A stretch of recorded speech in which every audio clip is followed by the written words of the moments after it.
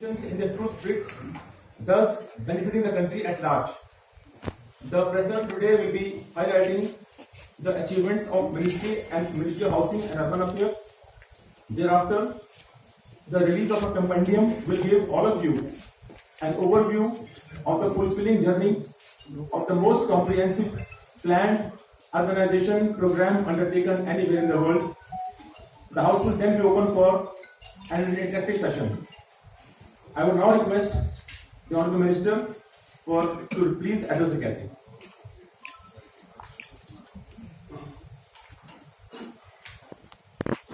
I want to extend a very warm welcome to all of you. And I'm glad that you are here in good numbers. Since the time available to us is not unlimited, I just want to give you an idea of the subjects which I think we should cover.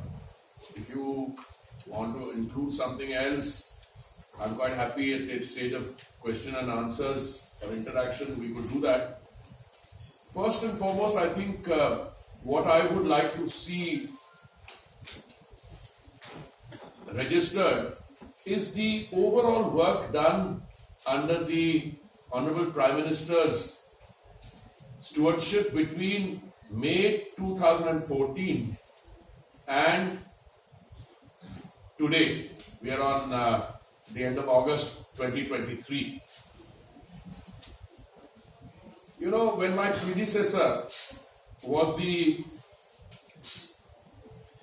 headmaster, if I may use that term, of this ministry, the ministry had actually, those three separate ministries, it got combined to two. Can I request you to please put off your phones? Whoever it is, please put off your phone. It was combined from 3 to 2. Just before I came, there were in fact 2 secretaries in the ministry. And then it became one ministry, Housing and Urban Affairs. But the schemes that we are reviewing today are all schemes which actually commenced after the Honourable Prime Minister assumed responsibility. He joined in May 2014. I think it took about good 8-9 months to conceptualize the schemes, and most of these schemes have actually a starting point of June 2015. But we'll take May 2014. And what we've done is to compare what happened in the previous 10 years and what happened in the subsequent 9 years. When you compare, comparisons have to be for the same product, for the same kind of a project. If you look at the overall urban spend, it used to be, I think, for all the schemes put together in the years between 2004 and 14, it was about 1,57,000 crores.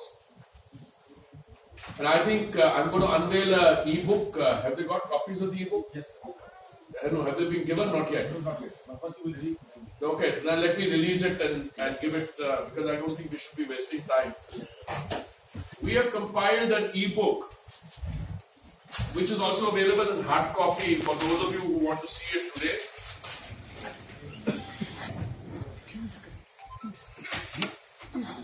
This is a book. Can I just give you 1 or 2 statistics from here? Please go.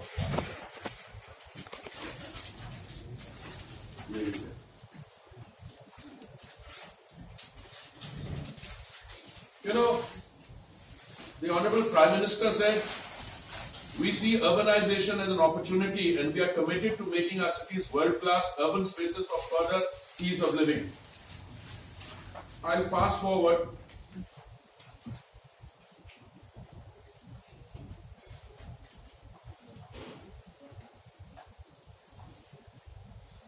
In the 10 years, I just gave you the figure.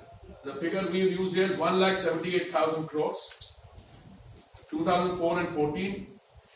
In our 9 years, this has gone up to 18,07,101 crores, 10 times increase. Now what happened essentially is that previous governments did not take urbanization seriously. I've used some harsh words in the past. I said there was neglect. I've even said there was criminal neglect of the urban space. And the Honorable Prime Minister then decided to convert this into an opportunity. And the rest is history. How many toilets have we built in the urban space? Swachh Bharat Mission, what was the percentage of waste that was processed in 2014? Here we are using a figure of 18%. That's also a generous figure because it's based on what the states have told us. I'm a bit of a cynic. I think it was actually less. The states were over. But today we are doing more than 75%. We have gone from 100% door-to-door collection of municipal waste. We've now got 88.70% wards have 100% segregation. And we've got 7-star rated cities, 5-star rated cities, 3-star rated cities, 1-star. I will fast forward that. I'll just give you one example. Swachh Bharat Mission 1.0 and Amrut Mission 1.0. All those targets are either at a very advanced stage of implementation or they've been merged in. And the total outlay for SBM 2.0 and Amrut 2.0 is a whopping 4,71,000 crores. That is the change that you see here. Pradhan Mantri Awas Yojana, जो 4 verticals हैं, they are covered here. Women's empowerment. देखिए शौचालय बनाए तो who are the beneficiaries? The girl child, the dignity of our sisters, mothers. प्रधानमंत्री आवास योजना का मालिकाना हक किसके नाम पे है? तो ऐसे self help groups past housing scheme के साथ कंपैरिजन है.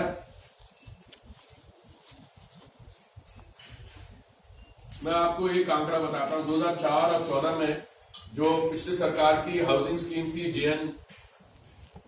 JNNURM, उसमें टोटल हाउसेज अप्रूव वर 13 lakhs. ये चढ़ता चढ़ता अभी 1,18,00,000 पे पहुंच गया. कहां 13 लाख और 1,18,00,000. हाउसेज कंप्लीटेड पहले थे 8 लाख, अभी houses completed handed over to beneficiaries 76 lakh. House hold under subsidy scheme पहले 18,000 थे, अब 25 लाख है. So I am going to, और माननीय प्रधानमंत्री जी ने यह भी चाहा कि we should use the latest technologies. एक पूरे साल को global housing technology challenge declare किया प्रधानमंत्री जी ने. वहां पे हमने 53 टेक्नोलॉजीज जो ग्रीन टेक्नोलॉजीज है उनको शॉर्टलिस्ट किया और उसके बेसिस पे 6 लाइट हाउस प्रोजेक्ट बन रहे हैं. So I am not going to go through these details. ये आपको कॉपी दी जाएगी, आप उसको देखिएगा. Please absorb it, and this is constantly updated on our website. The other developments I thought we should briefly cover. Delhi Metro. I was very happy to see that the ridership, जो मैं पहले I was very fond of saying कि 65 लाख तक पहुंच गई on Monday. Today we are touching a figure of 70 lakhs. I don't know what the figure for yesterday was. It will be even higher, but now we are doing 68, 69 lakhs in the last few days. Yeah.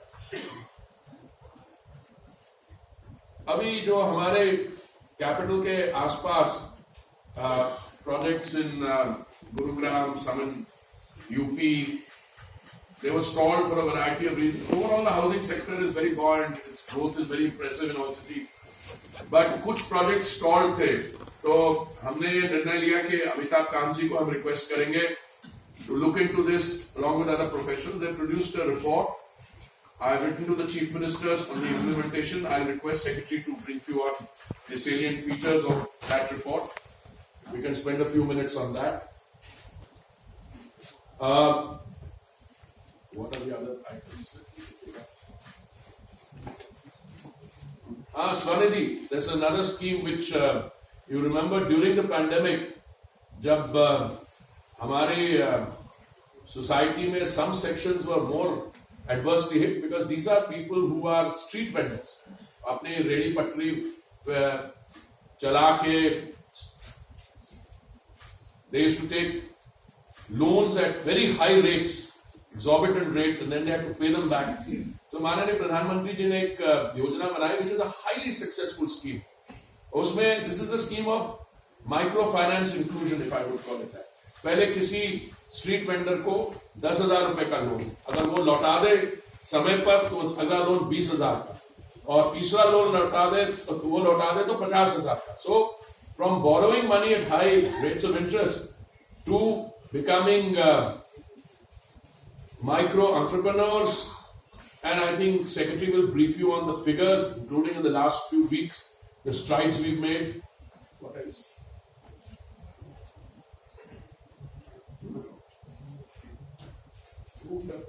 So I'm going to stop here. I will, if any of you want anything else added, but I'll request the Secretary now to brief you on some of these specific things, because I want to leave more time there for interaction. Manoj ji. Thank you sir. Amitabh Kant साहब की जो report है उसमें stall projects की, अगर हम उसको briefly देखें तो 4-5 एरियाज पे उस पर फोकस किया हुआ है. एक तो खासतौर पे एक यूपी का स्पेसिफिक केस लिया है कि सबसे ज़्यादा केसेस नोएडा की हैं, और सिमिलर पैकेज दूसरी स्टेट्स को भी रिक्वेस्ट किया गया है. तो काफ़ी प्रोजेक्ट्स एक तो एनसीएलटी में भी गए पर रिजोल्यूशन हो नहीं पाया है. एक उसमें इशू आ जाता है dues of Noida, Greater Noida वगैरह की ड्यूज का है. तो उसमें इस कमेटी में यूपी गवर्नमेंट के ऑफिशियल्स भी थे, कॉर्पोरेट अफेयर्स के ऑफिशियल्स भी थे. तो एक रिकमेंडेशन ये है कि जो नोएडा अथॉरिटी के ड्यूज हैं, जो 10% एडवांस लेके लैंड दी जाती थी, वो जो ड्यूज हैं उनमें कुछ मॉरिटोरियम दिया जाए. कोविड पीरियड में और हाईकोर्ट का स्टे था जब कोखला बर्ड सेंचुरी के पीरियड में, उस पीरियड में इंटरेस्ट वगैरह एक हॉलीडे दी जाए और उसकी थोड़ा रिलैक्सेशन इन टर्म्स किए जाए. और भी जैसे प्रोजेक्ट वाइज जैसे घर खाली पड़ा, घर कंप्लीट हो गए पर ड्यूज हैं तो लोगों को ऑक्यूपेंसी सर्टिफिकेट, कंप्लीशन सर्टिफिकेट नहीं मिल पाता, उनको वो रह नहीं पाते. वो सब relaxations, large number of relaxations from UP government are proposed in that, which UP government is on board. तो वो यूपी गवर्नमेंट के सहयोग से वो इम्प्लीमेंटेशन किए जाएंगे.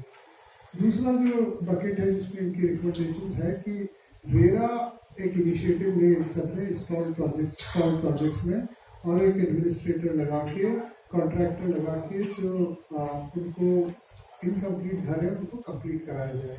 और एक एस्क्रो अकाउंट में डेवलपर भी कुछ पैसा डाले, होमओनर्स जो बचा हुआ पैसा है वो डाल के घरों को कंप्लीट किया जाए. और कंप्लीटेड घरों में ड्यूज हो तब भी उनको ऑक्यूपेंसी सर्टिफिकेट और कंप्लीशन सर्टिफिकेट, एनओसी वगैरह सब मिल जाए. तो एक रेरा लेड रिजोल्यूशन और कंप्लीशन का एफर्ट किया जाए, और उसको Noida authority, greater Noida authority उनको रोके नहीं. ये एक सेकेंड बकेट है. तीसरी बकेट आईबीसी के अमेंडमेंट से रिलेटेड है कि अभी अगर एक प्रोजेक्ट अटका हुआ है तो या कुछ कंप्लीटेड प्रोजेक्ट्स हैं, कुछ नहीं कंप्लीट प्रोजेक्ट हैं, तो रिजोल्यूशन प्रोसेस, ये जो सारा प्रोसेस है ये प्रोजेक्ट वाइज लिया जाए और हर प्रोजेक्ट को अलग से रेरा में रजिस्टर करके किया जाए, ताकि एक प्रोजेक्ट छुटा हुआ है उससे सारा उस डेवलपर की पूरी कॉलोनी स्टॉल ना हो. साथ ही तो आईबीसी में अमेंडमेंट करके, प्रोजेक्ट वाइज रिजोल्यूशन करके, और जो रिजोल्यूशन प्रोफेशनल है वो रिजोल्यूशन प्रोफेशनल भी लोगों को घर के उनके नाम रजिस्ट्रेशन अलाउ कर सकेंगे. तो कंप्लीटेड घर का रजिस्ट्रेशन भी, एक बार आईबीसी में केस चला गया तो कंप्लीटेड घर का भी आप रजिस्ट्रेशन नहीं कर सकते, आपके नाम ट्रांसफर नहीं होता है. तो उसका रिलैक्सेशन करके आईबीसी में प्रोविजन डालना होता है कि रेजोल्यूशन प्रोफेशनल ही उनके नाम पे ट्रांसफर कर दे, डेवलपर की जरूरत नहीं है उसकी. इस तरह आईबीसी में एक्ट में अमेंडमेंट के भी काफ़ी प्रावधान किए गए हैं, और एडिशनल फंडिंग भी डेवलपर्स को कंप्लीशन के लिए प्रोवाइड की जा सके. तो इसके बाद हमने काफ़ी चर्चा की है विभिन्न विभागों से भी, और यूपी स्टेट गवर्नमेंट और डेवलपर्स से भी. तो काफ़ी पॉजिटिव माहौल है कि इन रिकमेंडेशंस के बेसिस पे काफ़ी प्रोजेक्ट्स में कंप्लीशन भी हम कर सकेंगे रेरा के, रेतसुल में, और यूपी गवर्नमेंट के, और दूसरी गवर्नमेंट, स्टेट गवर्नमेंट के सहयोग से. और दूसरा कि जिन लोगों के घर में ऑक्यूपेंसी सर्टिफिकेट, एनओसी के इश्यूज, ड्यूज के इश्यूज हो रहे हैं, वो सारे हम रिजॉल्व कर पाएंगे. तो काफ़ी नंबर ऑफ प्रोजेक्ट्स इससे रिजॉल्व. देखिए, विषय प्रोजेक्ट्स तो बहुत हैं और हम उनको सबके ब्रीफिंग करनी शुरू कर दें तो I think will require a lot of time. So I would request कि आप ये ई बुकलेट देख लें और उसमें हर एक स्कीम में क्या किया गया है. And I am very happy अगर आपको किसी इंडिविजुअल स्टेट्स के बारे जानकारी आप चाहें तो हम वो भी प्रोड्यूस कर सकते हैं कि उस प्रोजेक्ट का स्टेट्स में कितना इम्प्लीमेंटेशन हुआ है. और some of the other subjects I think the facts speak for themselves. Bharat Mandapam, Kartavya Path, new parliament, so I'm not going to go into that. But these are the broad areas we thought we would cover, and if you have any other ideas, but I want to leave enough time for interaction. So let's open the meeting for discussions now. Yeah, so one I know most of you, but please identify yourself and still for the rest. and also please confine to housing ministry subjects. Yes, Mr. Asif. That's a very smart one because he deals with both the ministries. ऐसे में आसिफ लिख देना. हमारा आपसे सवाल है मंत्री जी कि ये जो पीएम आवास योजना है इसमें अब तक आपने कितने लोगों को अलॉटमेंट कर दिया? जैसे भाई साहब, जैसे मैंने कहा कि प्रधानमंत्री आवास योजना ग्रामीण और जो शहरी क्षेत्र के मिलाए तो टोटल 4 करोड़ के करीब बनती है. जो शहरी अर्बन है उसमें I think the allotments are sanctions are 1 crore 18 lakhs प्लस, जिसमें ग्राउंडिंग शायद होगी है 1 crore 9 लाख की, 1 crore 13 लाख, जैसे अब स्पीक इट गोज अप तो ग्राउंडिंग होगी 1 crore 13 लाख की, और जो लाभार्थियों को दे दिए गए वो शायद 76 लाख से अधिक. That's it. This is the clear answer. Yes, please. Sir मैं मनीष तिवारी हूँ दैनिक जागरण से. मेरा क्वेश्चन अभी जो अमिताभ कांत कमेटी को लेकर अभी जो ब्रीफ किया गया है, एक होम बायर के जो कुछ लोगों की ये राय सामने आई है कि जिन डेवलपर्स ने डिले किया है, जो डेवलपर्स इस लीगेसी प्रोजेक्ट के लिए उत्तरदायी है, जिम्मेदार है, उनकी कोई अकाउंटेबिलिटी इस कमेटी ने फिक्स नहीं की है. देखिए, खास तौर पे सर उनको ब्लैकलिस्ट करने को लेके जो वर्षों से जो लोगों ने डिले किया है, तो क्या उस मतलब कमेटी के इस रिकमेंडेशन को के साथ कुछ जोड़ा जाएगा मिनिस्ट्री? देखिए उस चीज पे काम अलग से होता है. अब ये कमेटी हमने ये बनाई है कि जो सिचुएशन है उसको कैसे सुलझाया जाए.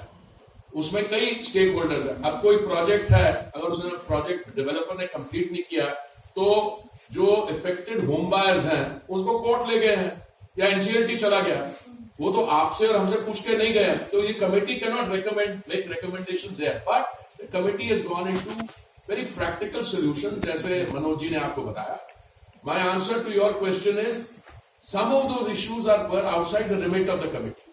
बट आप ये मान के चलिए कि किसी भी बिल्डर के अलावा कोई भी कॉन्ट्रैक्टर अगर बहुत डिले कर देता है प्रोजेक्ट तो black listing process is go on in any case. पर सवाल ये उठता है, मैं आपको बताता हूं, हमारे सीपीडब्ल्यूडी में अगर भी कोई प्रोजेक्ट हुआ, किसी ने डिले किया तो ब्लैक लिस्ट कर देते हैं. ये केस थोड़ा सा इसकी सेंसिटिविटी अलग है. जो होम बायर है वो आपको जो कहे, हमारे पास तो ये कर सर आपने ब्लैक लिस्ट कर दिया, उसने बैंक्रप्सी डिक्लेयर करी, हमारा क्या फायदा हो. हम ऐसे केसेस को, कुछ और भी हमारी स्कीम्स हैं जो पहले के लिए वित्त मंत्री जी ने भी अलॉटमेंट की थी, स्वामी स्कीम एक्सेट्रा. तो बहुत ऐसी स्कीम्स है. और जहां पे प्यूनिटिव एक्शन की बात है, मैं आपको अश्योर करता हूं जो भी एरेंट एंटिटीज हैं, चाहे वो बिल्डर हो या कोई और हो, सबके खिलाफ कार्रवाई होती है और तकड़ी की जाएगी. सर मेरा इसी से रिलेटेड है. मैं श्रीकांत भाटिया हूँ. सर जैसा आपने कहा कि डेवलपर्स और सरकार मिलकर जो प्रोजेक्ट अधूरे हैं उसको पूरा करने की कोशिश करें. सर कई सारे ऐसे प्रोजेक्ट देखे गए हैं जहाँ सिर्फ 10 और 20% काम रह गया, मतलब नियर कंप्लीशन है, तो वो उन बायर्स को क्यों नहीं वापस दे दिया जाता? Buyers also ready. अभी एक प्रेस कॉन्फ्रेंस करी थी बायर्स ने कि जिनमें 30% भी अगर काम रह गया हम वापस लेने को तैयार हैं. हम 30% काम अपना पूरा कर लेंगे. I've got your point. Let secretary will answer. I think it's all covered. Committee ने ये रिकमेंड किया है कि जो इनकम्प्लीट प्रोजेक्ट्स हैं उसमें अगर बायर्स लेना चाहते हैं और खुद कंप्लीट करना चाहते हैं तो उनको दे दिया जाए, और नोएडा अथॉरिटी या जो भी अथॉरिटीज हो जो लैंड होल्डिंग एजेंसीज हैं वो उस पर ऑब्जेक्ट ना करें। ये एक रिकमेंडेशन है। अगर होम बायर्स उस स्टेट में लेने को तैयार नहीं है तो रेरा एक कॉन्ट्रैक्टर लगा के और कुछ पैसा डेवलपर से कुछ होम बायर्स से लेकर उनको कंप्लीट कराए। ये दोनों रिकमेंडेशन जो आपने कही बात बिल्कुल सही है। सर मैं आमिर हूँ न्यूज नेशन से। मेरे दो सवाल है, थोड़ा डिफरेंट है सर। जो वक्फ बोर्ड की संपत्ति है 123 संपत्ति को देखा गया था, उसमें क्या सर स्टेटस है, क्योंकि कई जगहों पर नोटिस गया और सर्वे भी चल रहा है।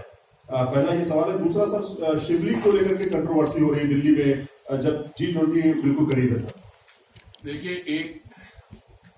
देखिए ऐसा है, कंट्रोवर्सी कहाँ हो रही है, क्या हो रही है, मेरा आपसे एक ही रिक्वेस्ट है, जो इस मंत्रालय के रिलेटेड क्वेश्चंस हैं, अगर हम उसको बाकी चीजों में हम अलग से बात कर सकते हैं, because time is very limited. जहां तक वक्फ बोर्ड प्रॉपर्टीज की बात है, मैं मनोज जी को रिक्वेस्ट करूंगा to give you a status report.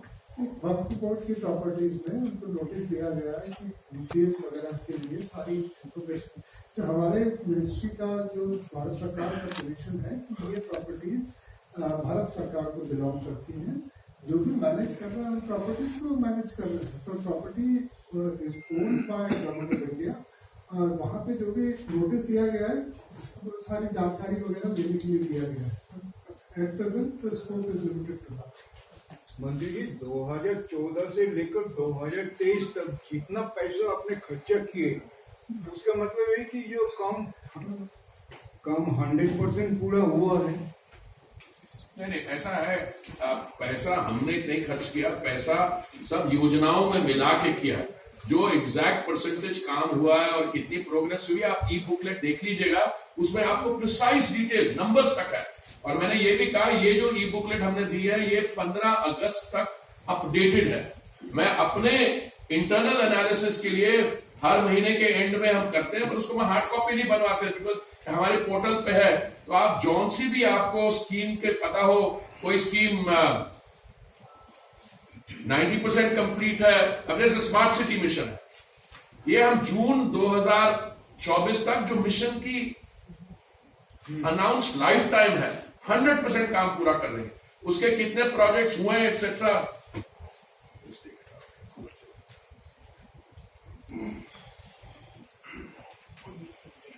Smart city का एक दौरा करें या आप बाहर किसी सिटी में जाना चाहें, will happily arrange that visit.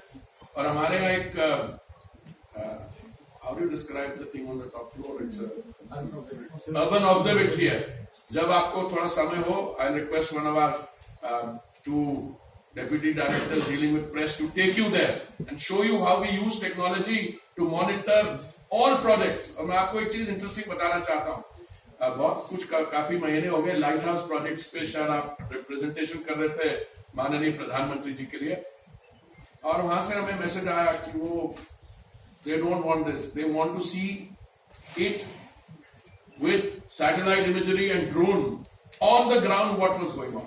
देखिए ये जो बदलाव आया टेक्नोलॉजी का, पहले सड़कें बनती थी, नक्शे बनते थे, and they were on paper, and when you did the ground truthing वो नहीं निकला। Today we are able from the urban observatory to monitor every project on a real time। ये नहीं कि आधे घंटे पुरानी पिक्चर है, जैसे अभी काम कर रहा है, you can go there